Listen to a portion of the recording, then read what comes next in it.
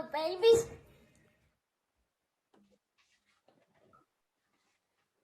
Gentlemen.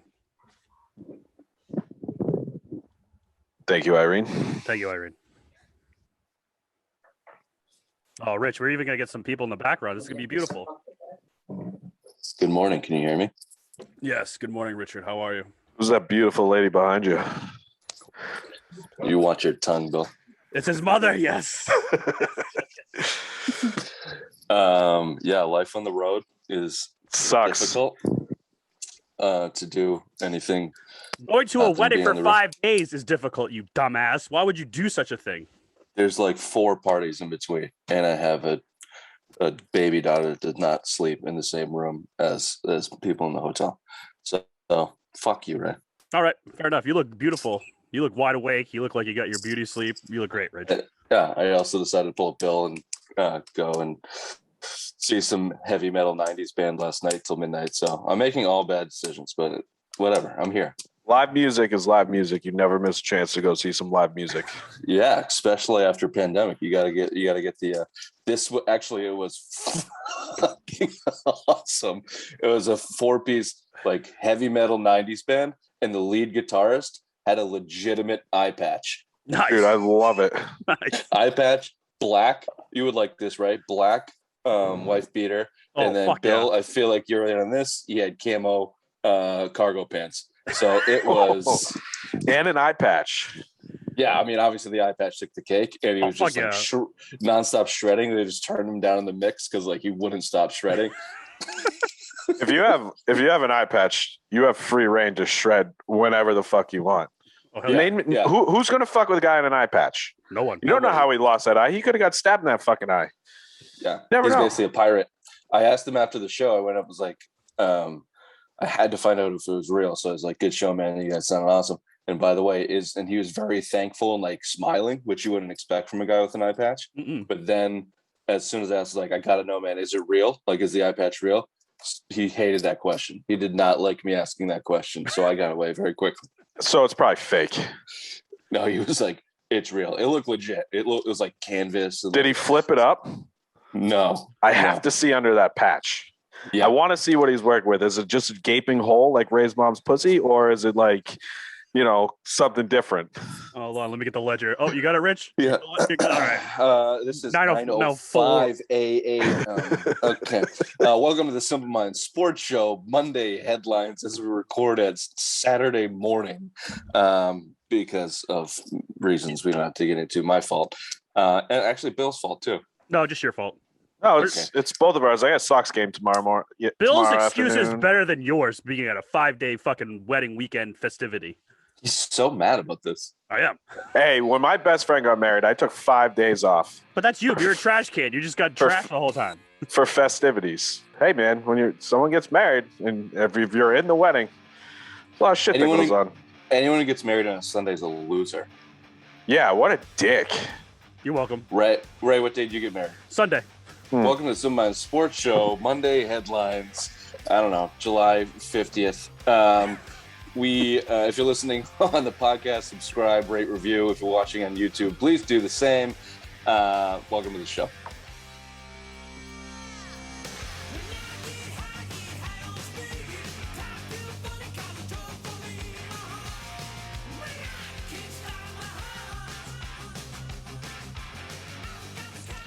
Here's my notes for today. Here's mine. They're on a scrap piece of paper that I got the lady at the front desk to write down the Wi-Fi password on my way to my mom's hotel room. There's a line for you. Of course, whenever we are together at 9 a.m. on Saturdays, we're drinking White Birch Brewing as wow, what is that can you got there, Ray? Oh, this is their new Golden Lager, 4%er, a crushable beer that you can get down there now and purchase, but supplies are limited because when I was there Thursday, Dave said this is all they have left, and I think there was like 6 4-packs left. So get down there as fast as you can. That thing's got a screaming eagle and America, fuck yeah, going all over that. So is that woman in your hotel room. I'm going to kick some ass. Damn it. This whole show is just going to, they're making fun of you.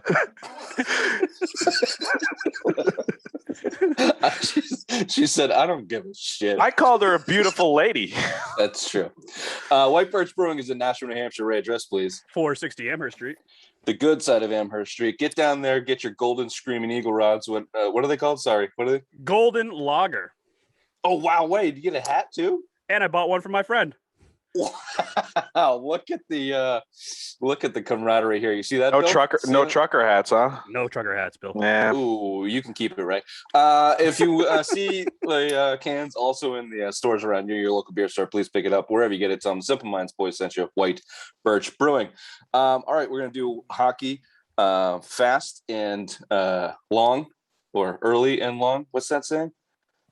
Doesn't matter. No. Bruins officially signed Taylor Hall. We talked about this last week, but that deal comes in pretty much what we talked about with $6 million AAV. 4 years is the one for me that I love. 4 years, $24 million, getting Taylor Hall back. Bill? Love it. Love the move. You need the left wing. Again, it solidifies your second line.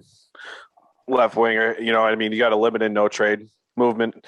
I don't know. I think it's 10 or 12 teams. You didn't get a full trade, but I mean, 4 years. I like the shorter term deal.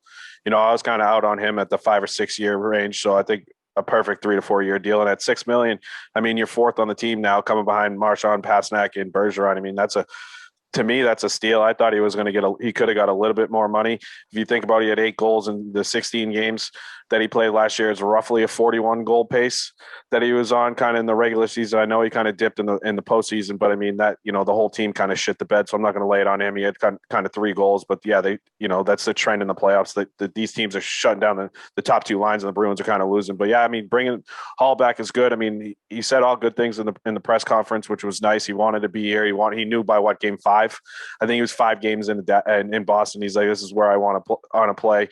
I think we all kind of agreed it was a wink, hush deal when they made the trade from Buffalo. But I mean, now it's official. Now you can start addressing some other needs that you desperately need on this team. Yeah, I mean, definitely. I don't know if the Bruins lucked out with this because they've created the environment that people want to come to, but Taylor Hall's the biggest name by far over the years of guys that we've heard want to come to Boston, who has made his way here. Yeah, Jerome McGillna was huge, but he spurred them the year before. That was the end of his career. Yeah, with prime player. Yeah, it's big. Yeah, I mean, this guy's 29 years old, a former MVP 2-3 years ago. And, he looked lights out in the regular season for them when he came over just in the 16-game sample. Yeah, I think you and I differ a little bit on what he could have got in the market, Bill. I think with the market shaping up, the cap not moving, we're seeing cap casualties kind of all over the place. Combine that with what he showed in Buffalo and just kind of his track record. I don't know if he was getting much more over 7.5. That's still that's where I'm in. I think 7 and 7, between 7 and 8. I thought he could have got it, and I don't mean to cut you up, but I think he could have got that in the open market. So that 7.5 range was, I mean, it's a bargain for Hall. To me, it's the years. To me, the 4 years is perfect. I mean, a guy with a track record of quitting on his team, I don't want it near a 6-8 year deal. So no, yeah, that's a win for the Bruins. Let's see how it goes. I think that his line mate should probably be next in David Krejci. Speaking of nod, wink, winks, you have to think that everyone was kind of in line with bringing the crew back there, Ray, in terms of bringing Krejci back.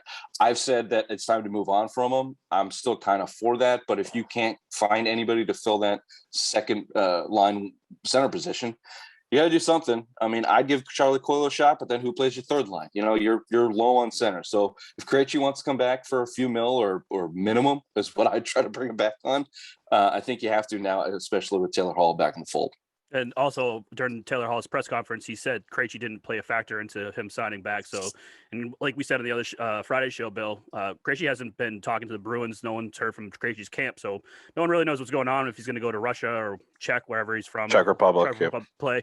So, yeah, I mean, you have that money. You're getting a hometown discount pretty much for Taylor Hall. Go out there and see what you can get for a second line center. I think you should go all for broke, Stanley Cup or bust this year. You have to do it with this core.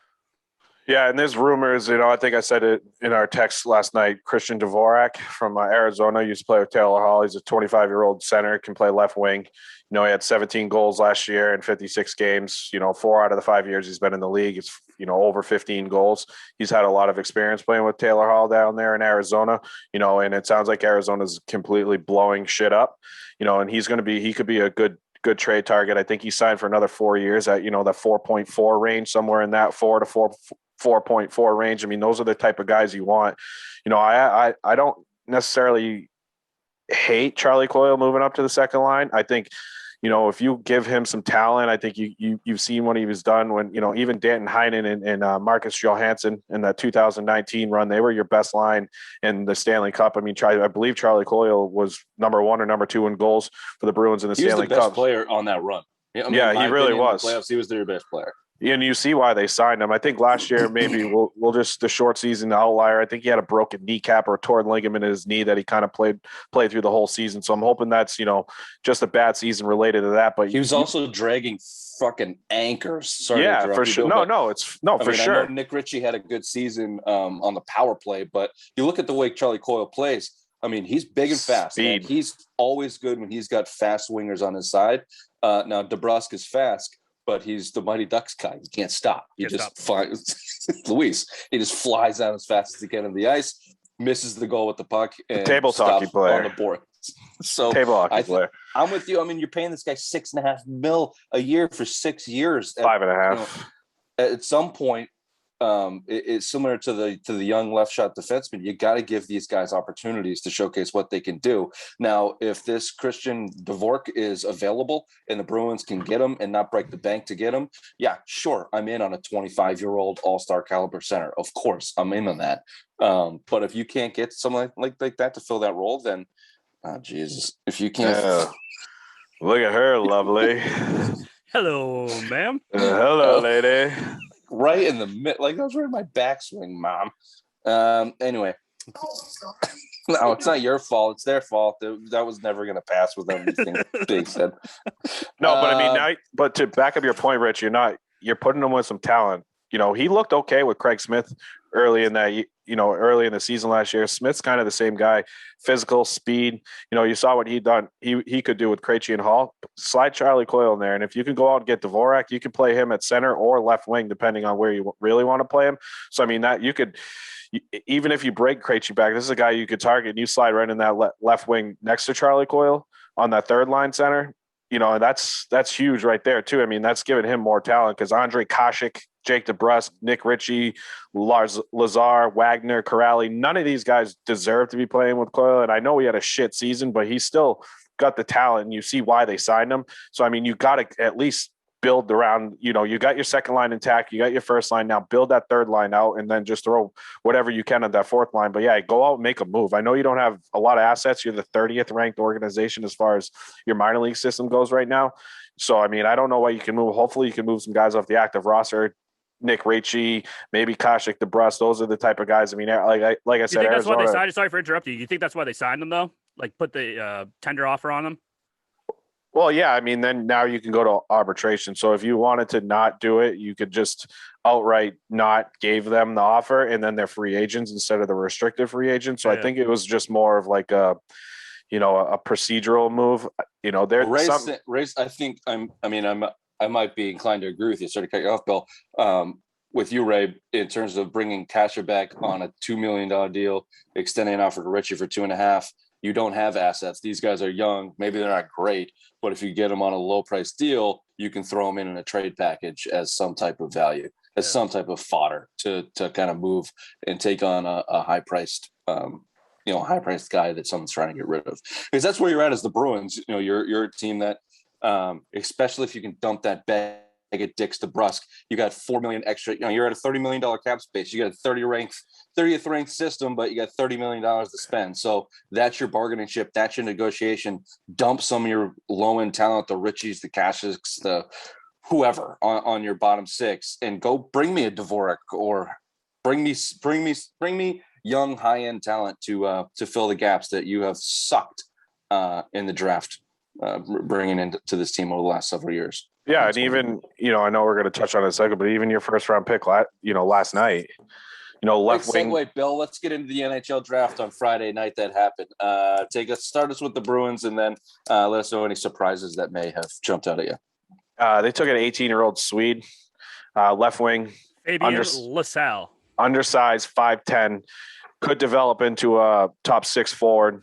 He's got a lot of skill. I believe he was number 9 ranked international skater. They picked him, I believe, at 25 or 21. Sorry. So, I mean, he kind of fell a little bit. Again, it's a guy that's not going to really help out for another 2, 3, 4 years. He's going to stay over there in the Swedish league. He only averaged 7.5 minutes of ice time last year. And I think he had 3 goals, 9 points total. So, I mean, you really need to add to a lot of size. And I'm never huge on these European kids because I think the Europeans play a pussy game of hockey, especially the Swedes and, in the Finnish, a la Tuukka Rask. I mean, we've seen, some of these Swedish guys, JFK, they drafted in the second round a few years ago. He couldn't cut it in the NHL and he bailed back to Sweden. So, I mean, some of these later round, late first round pick European guys, I'm not a huge fan of. I would have liked to see him kind of get a North American player, truthfully, maybe, out of the junior hockey league, a guy that could probably has played in better leagues. I'm not a huge fan of that Swedish. And I think, if I'm not mistaken, it was the minor leagues, the Swedish minor league team. So we'll see. I mean, I don't know a ton about them. I don't know a ton of the prospects in the NHL draft. Truthfully, I don't follow a lot of the international player in the college hockey game, but I got one.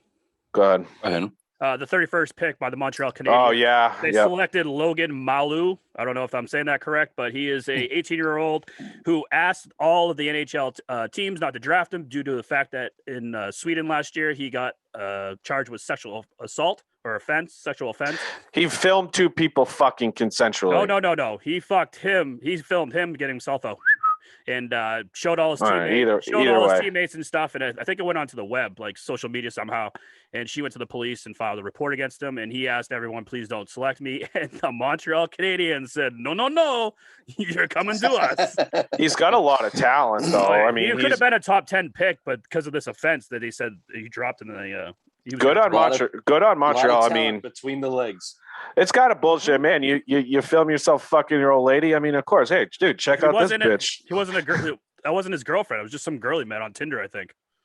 Oh, even better. Like, who gives a fuck? Like, Tinder's made to fuck hookers. Like, who gives a shit? Like, if you're meeting on Tinder and you're fucking in the first couple days, come on. Yeah, that's a wild. I mean, first of all, wild move by that kid asking people not to draft him because was he ashamed that this would come out? Like he didn't want the shame on his family's name that's going to come up at some point. The Me Too movement. If you ever get drafted, look, man, like don't worry, you filmed someone and someone didn't like it. But the Montreal Canadiens just completely saying fuck that or taking you anyway. It was pretty hilarious. Yeah, and it's not like he did it like secretly. Like he legit filmed it. And then she just got pissed that he showed his friends. I wonder if she was like 17. She must have been underage. Well, he was only 18. I think he was underage at the time too, because he was 18 this year when he got drafted. So she must have been underage as well. So yeah. Thank God we didn't grow up in the social media age. That's all I have to say.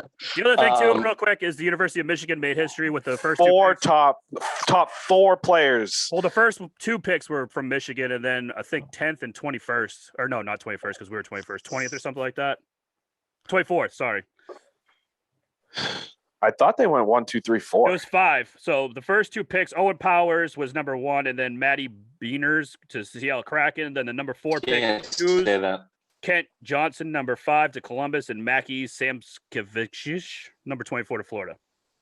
So yeah, 5 picks in the top round for a team that didn't even make the finals in the. Nope. No NCAA team has ever had 3 current players taken in the first round, nor had teammates been selected among the top 5 in the same year. So they made history last night. They're all pretty young too. I don't expect them to really do anything. I mean, they're 18. That Owen Powers kid. I think he was the one that they're saying he could legit play this year. He's 18 though. I mean, he was a freshman in college. Powers, and then Berniers. Again, he's another 18-year-old center out there in Michigan. So you would expect them. I mean, John Beecher's up there in Michigan too, if I'm not mistaken. He missed the year with the shoulder injury up there. So I mean, Michigan's building a good program. Beecher was 19 overall pick in 2019 or 2020. Yeah. So I mean, that's a good run of decent players for Seattle. I mean, for Michigan, and again, it's just the NHL. It's like the MLB draft. Some of these guys, you get the, once in a generation guys that make the jump right away, 18, 19 years old. But again, you draft these college guys, you don't expect them to come up for another couple of years. A lot of them jump ship after their sophomore/junior season, and some guys wait it out and then just renounce their draft rights and go sign a la Torrey Krug. That guy, who's the guy from the Rangers, just signed the Bruins, were heavily in on a couple of years ago, that from Boston College. I forget his name. A lot of these guys, especially if they don't want to play for some shit team, they'll just play out their whole college and then that's it. Then they become free agents after that. Yeah, it's a crapshoot. Can you guys hear me? Yep. Yeah, we can see you. Those luscious locks. I thought you were just ignoring me then. You did freeze up for a second. Okay. I just wanted to touch on two deals that went down over the last couple of days in the NHL that relate to the Bruins in terms of should they have done this, could they have done this. So Seth Jones goes to Chicago on an 8-year deal, $76 million total. Is that something the Bruins should have been in on? So they spent the money on Seth Jones. That's less than, do the math, Rain Man, I don't know, less than $10 million a year, 8-year deal. What's Seth Jones, like 28? That's $9 million.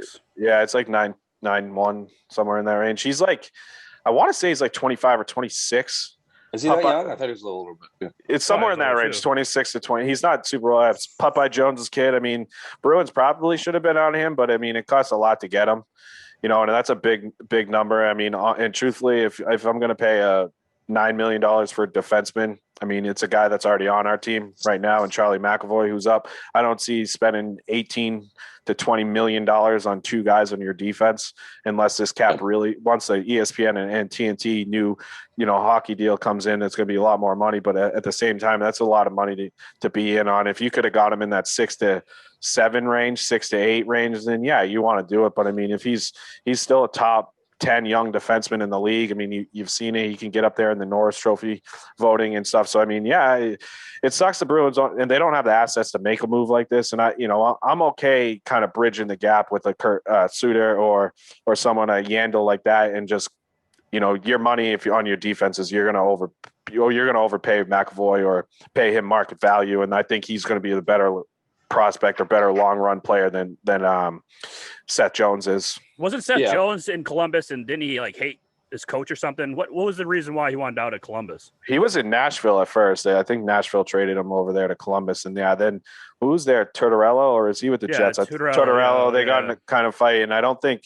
I think he was a restricted or something. I don't remember exactly. Or they traded his rights. They traded it. So it's weird, the NHL. You could trade the rights before free agency starts, so it just gives you that little window to negotiate with the player. Yeah. So a lot of guys get traded for 4th or 5th round picks, and that gives you an extra week or a couple days to kind of see if you can get in a contract. And that's kind of basically what happened. And they just replaced Duncan Keith with Seth Jones. I mean, you can't do much worse than that. But again, $9 million bucks for a guy like him, it's market value. And I'd rather pay McAvoy, who's up, if I'm not mistaken, after 2022. I believe you only have 3 or 4 guys signed long term after that. So I mean, that's some money that's going to be coming up, and you have $40 million after next season in cap space. Jeez. Yeah, Bruins are in good shape. Yeah, I would expect McAvoy's extension to come this year. Because he's got this year and next year. I'd expect to see that. And if you get him for that deal, if you have him for an 8 for 76, I'm all for it. I'm all for it. I think it's going to be market value for a guy that just finished top 5 in the Norris Trophy. He's 22, going to be 22 this season. I mean, that's a guy you invest heavily on that 8 to 10 year deal, range. Yeah. And we'll see. But the Bruins have a good track record, and it's shown the last 4 or 5 years. Don Sweeney just has magic getting these guys at hometown discounts, and he knows the right guys to sign. It's not Peter Chiarelli giving Chris Kelly 3 years and all these guys that he's been signing. His free agent signings kind of sucked, but his hometown. You could say he is 50-50 on the trade deadline swings, and pretty much, I mean, Coyle's probably his only bad contract in terms of re-signs, and we'll see where that goes. I still have hope for that one, but yeah, me as well. You look at your top line, and now add Taylor Hall, all at 6.5 and under. Not bad, Sweeney. Not bad at all. Expect those numbers to go up with guys like McAvoy and Pasternak. We'll touch on that when it gets closer. The last one I had, I don't want to go too deep in this, but the Arizona dumped their some of their guys. They've been looking to do this for a year or so. Garland, who I liked, I thought he would make a great Bruin, and I'm just going to say OEL because I always fuck up his name. They were traded to Vancouver for the 9th overall pick. Arizona eating 12% of that salary on OEL. Yeah, over the last 6 years. Yep, they've been trying to trade him for a year. I'm not even going to ask if the Bruins should be into this because the 9th overall pick for that, they were never going to come close. They were never going to be able to make that move. I think it would have been a good move for them. Kind of fits both their needs. But Larson has been a little bit less of a player as of lately. I guess it's a good one to let pass by. That's my point on that. Yeah, I agree too. I mean, we've been talking since the trade deadline about Garland. We thought he'd be a good addition. I think he signed for like $5.5 million with Vancouver as a restricted free agent too. But we did talk about taking some shitty contracts back to get players that they wanted with the amount of cap space. But this is one I'm okay with passing up. Arizona wanted to get back in the top 10. They had their first round draft pick stripped this year for some scouting combine violation, so they would have slotted in right there at number 11. So they lost their pick, and then again, it's a whole total rebuild there. Garland would have been a nice fit, but how many times you got to rebuild in Arizona, though? I mean, they just keep rebuilding. Shit doesn't work. They just keep rebuilding. They get these superstars, just like their baseball team. It's terrible. That's why this city, your loser city, Bill, should not have any professional sports teams. They should just move everyone out. That city blows. I know I missed Friday's show, and I didn't get to talk about the NBA Finals. Let me just do my piece in the NBA Finals. First of all, I fucking love Giannis. If you don't like Giannis at this point, you're a communist. That guy's awesome. He deserves all the praise he's about to get. I still don't. He's probably not the best player. He's probably still lacking some of his game, but I take him over everybody in the NFL and the NBA right now. He's awesome. That was fun to watch. Also, Suns and Phoenix people, trash bag city, trash bag fans. Dude, Chris Paul's a trash bag player. All those fucking people, they shit the bed. Devin Booker looked like it was way over his head. DeAndre Ayton, he looks like, fuck, what did I call him in the email? Now I forget. He's got the dumb face. He's got the biggest dumb face I've ever fucking seen. He was missing layups. He was airballing layups. Like, they just were way over their head. And watching those Arizona Phoenix fucking fans and their visors and counting money, dude. The guy counting the hundreds in the stands. Go fuck yourself. Such douchebags. Okay, sorry, that was my NBA point. I know you guys touched on Friday. But yeah, Giannis crying on the bench after he the slow mo of him crying on the bench. It's like, all right, No. The best Giannis thing was when he went to Chick-fil-A and said, 50 nuggets. I don't want 51 nuggets. I don't want 49 nuggets. I want 50 nuggets. And now he's trying to get sponsored by Chick-fil-A. He wants nuggets for life. Love that guy. I mean, of course, you do it at McDonald's 3 days a week. Well, that's why I love him. And he's going to get him for free. He may turn heel real quick if he loses his humbleness and goes cocky. But right now, the little cockiness is really funny. Obviously, what's getting a lot of press, the press conference he did immediately after the finals, basically calling out LeBron and KD and the rest of the NBA making super teams. We didn't have to. Thought that was the NBA, the landscape of the NBA. Does it help Jason Tatum and Jaylen Brown moving forward? Probably not. Here's the only caveat I'll give you. If Giannis continues to be dominant for 2 or 3 years, then I would give it a chance. I would give it a chance for guys like Trae Young, John Morant, maybe even Luka, although he's a little bit of a diva. But certainly Trae Young and John Morant, those guys look like they have the attitude and the skill to be like, fuck super teams. I'm going to beat you myself. Yeah. I mean, we'll look at Trae Young. Unfortunately, Jason Tatum is not that guy, but maybe Jaylen Brown is. Jaylen Brown is. Maybe he can convince Tatum to just we can do it together. Yeah, the two of us can do it together. We just got to get this bitch ass Marcus Smart out of here, and we'll be good. Yep. Yeah, and Trae Young can definitely do it. He just went to the Eastern Conference Finals with Atlanta. I mean, by himself. Yeah, I mean, he had some nice pieces around him, but no superstars, like you're saying. Nope. No superstars. It was basically Trae Young's team. We called them the Trae Young Hawks because that's how it was. He was by himself. But again, they just, Milwaukee did it like Golden State did it. They drafted, Middleton was drafted there. Giannis was drafted there. And then they started adding the pieces around them through trades. But they're a lot of their guys was, drafted by the teams, and it's good on Giannis. I hate these super teams bullshit. I've been against it for a very, very long time. It's boring for the NBA. And now he's small. Not only the super team, but he stayed in a small market and won a championship. He dropped 3 40-point games since game 2, and 50 points in the fucking closeout game is probably one of the best performances in a clinching game that the NBA has ever seen. Besides like the 50s or whatever, some fucking stupid shit. But that 50 points, 15 rebounds, 5 blocks. He money. Single-handedly won that game. Chris Middleton couldn't shoot. I mean, he hit some big buckets late, but he was having a bad shooting night. Drew Holiday looked like Marcus Smart. He was having a terrible game, but good on defense. Blah blah blah. And just to combat your point a little bit, Bill, the rest of the roster, other than Middleton and Giannis, are actually not drafted. So they built that team around their 2 guys that they drafted. But the trick is you keep your superstars and they don't bolt out of your shitty city to a Miami or LA. As Boston fans, that's what we're looking for. If you blow out the entire roster and bring in free agents around Tatum and Brown, that's going to be considered a hometown grown team that won. Same thing with Golden State. Seth, those 3 guys are what they drafted. Everybody else, they basically brought in as free agents to make the team work. So, Harrison Barnes in the early years too. He was there. They drafted him. You got the first one, with him.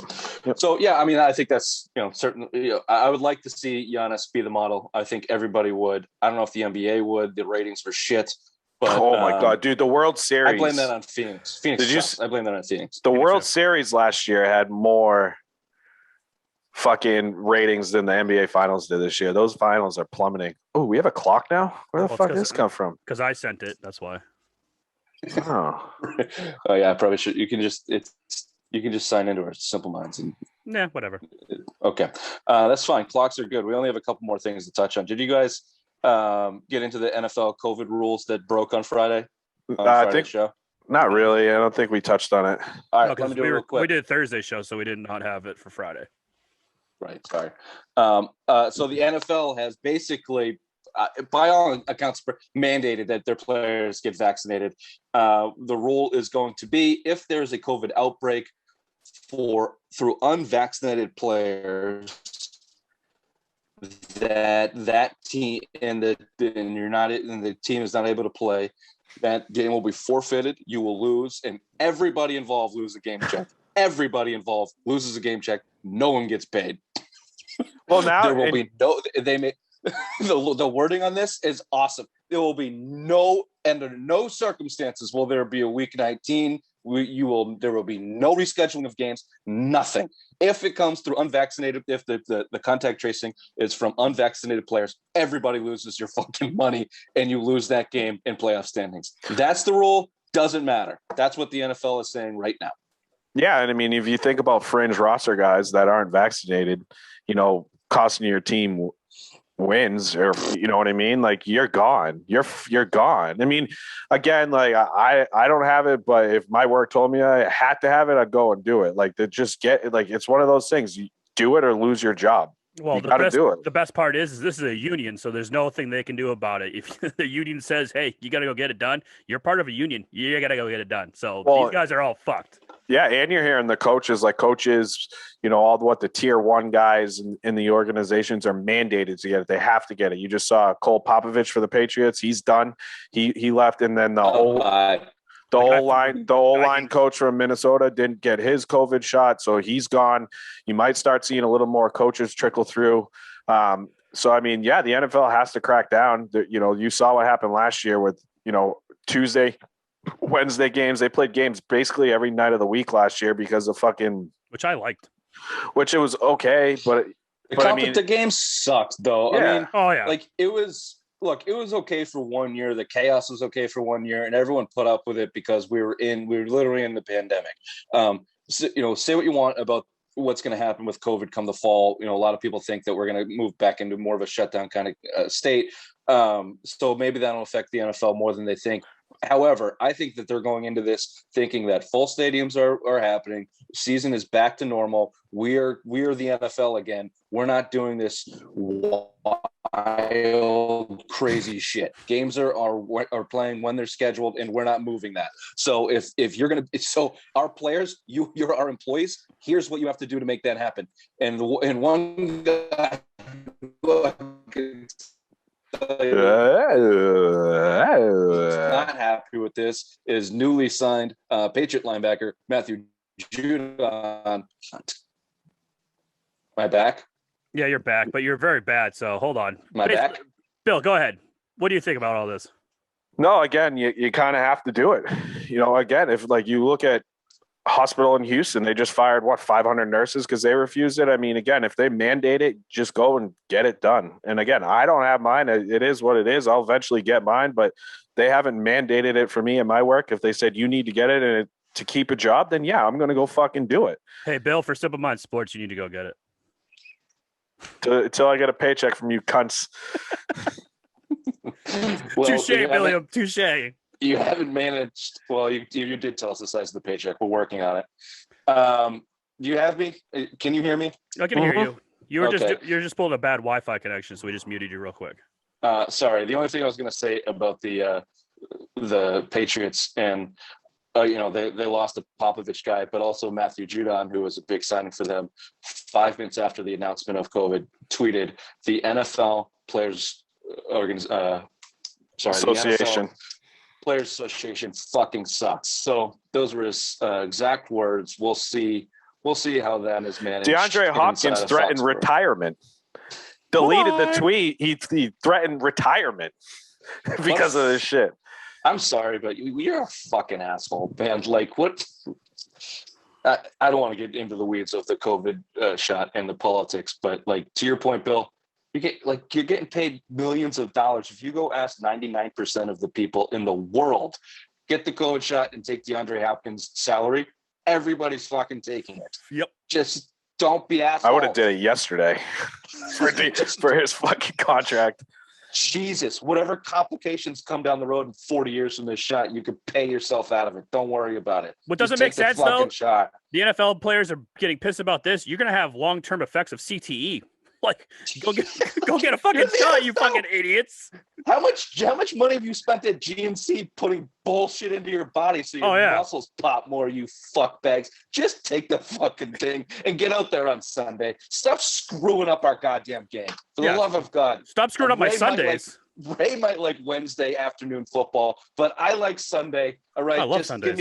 Give me one day to eat 1,000 chicken wings, 1,000 beers, and watch all the football. Matthew Judon. Sorry if that affects. Well, I'll tell you though that Patriots game at like 5:00 on a Monday. Ooh, give me that all day. Mint, love that. They canceled that though, didn't they? Didn't that get moved as well? Wasn't that the Kansas City game? They played at like 5:00 on a Monday. I thought that got moved too. See, or Tuesday. This is why we can't let this happen anymore. It was a Tuesday. Okay, well, we'll do more on the Patriots training camp next week when we're in our normal situations. But just quickly in this subject, Tom Brady comments, Ray, I know you wanted to touch on these in his interview with the bumbling Gray. Brady compared himself to Wayne Gretzky and Michael Jordan in the same sentence. You had some thoughts. Oh, my thoughts are basically tying into COVID.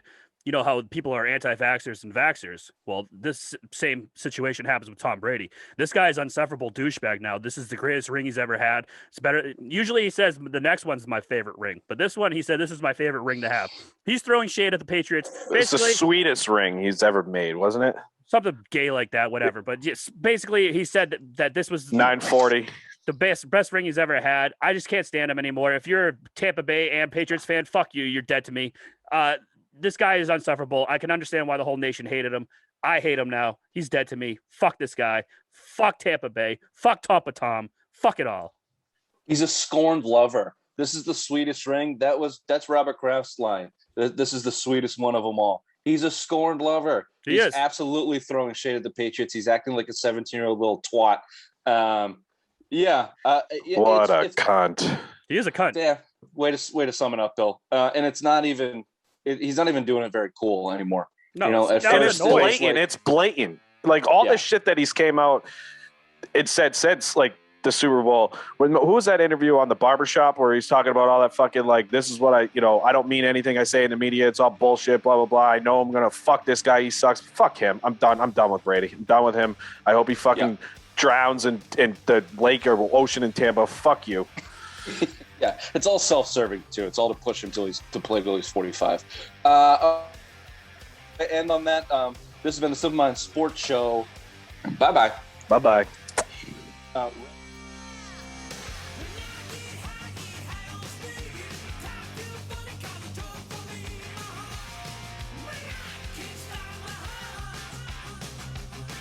Ray, your girl got her face punched in again. Yeah, Have any thoughts on Paige Van Zant? Yeah, I'm gonna go sign up for her private website, and that's all I need to know about Paige Van Zant. We gave you permission. Use the show. Yeah, I'm gonna put it on Bill the company gave you credit card. permission. Company credit card, baby.